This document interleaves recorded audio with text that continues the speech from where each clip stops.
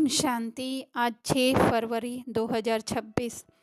तो बाबा गरीब और साहूकार की बात कर रहे हैं। यहाँ पे बाबा गरीब निवास है। तो स्थूल गरीबी के बारे में तो हमें पता ही है। तो यहाँ पे हम बाबा की मुरली के शब्दों को सूक्ष्मता में, गुह्यता में समझेंगे। गरीब यहाँ पे अर्थात जो अपनी पहचान भूल चुका है, जो अपनी सत्यता भूल चुका है, वास्तविकता भूल चुका है, जो एक अंधेरे में है, तो उसको कहा गया है गरीब।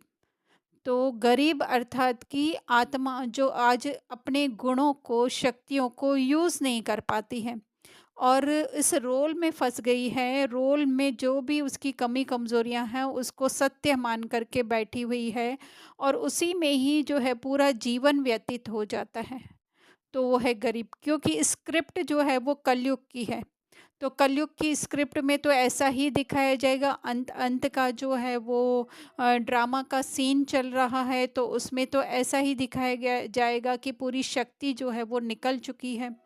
तो वो है गरीब। साहूकार बनाना अर्थात हमें जो है वो ज्ञान से भरपूर करना। इसीलिए बाबा कहते हैं बुद्धि रूपी झोली जो है वो ज्ञान रत्नों से भरपूर करो, क्योंकि सारा खेल ही किसका है? बुद्धि का है। योग भी कौन सा है? बाबा कहते हैं कि बुद्धि योग है। तो यहाँ पे गरीब है जो अपनी वास्तविकता को भूल चुका है, देह में पूरा अटका हुआ है।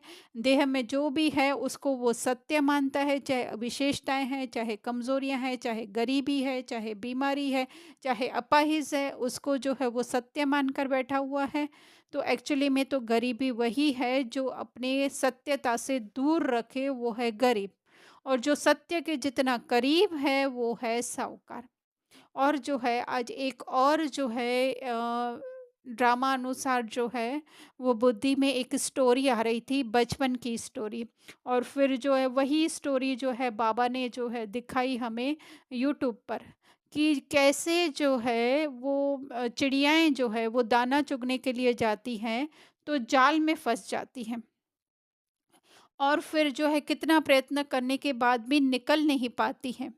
फिर उनमें से जो समझदार चिड़िया होती हैं, या चिड़ियों का राजा या चिड़ियों की रानी जिसे कहा जाए, तो वो कहते हैं कि एक साथ उड़ो। तो वो क्या करती हैं, एक साथ उड़ती हैं, तो जाल के साथ उड़ जाती हैं और बच जाती हैं किसी सेफ प्लेस पे जो है वो नीचे आकर के, और फिर जो है कोई उनका जाल काट देता है। तो इसी तरह से बाबा भी जो है हमें कहते हैं कि अभी समय नहीं आया है या समय आना चाहिए, या फिर कहते हैं कि संगठन में योग भट्ठी होनी चाहिए। तो संगठन में योग भट्ठी का जो है वो एक ही यही उद्देश्य रहता है कि हर एक जो है वो देह की धरनी से ऊपर उठ जाए। तो इसीलिए बाबा कहते हैं सबका जो है अंत में एक संकल्प होगा, तो फिर जो है वो इस सृष्टि का परिवर्तन होगा। तो इसी तरह से हमें बार बार वो सेकंड कब आएगा इंडिविजुअली हमें पता नहीं है। तो इसके लिए सारा दिन बाबा जो है हमें आत्म अभिमानी बनने का जो है कहते हैं बार बार अभ्यास करो।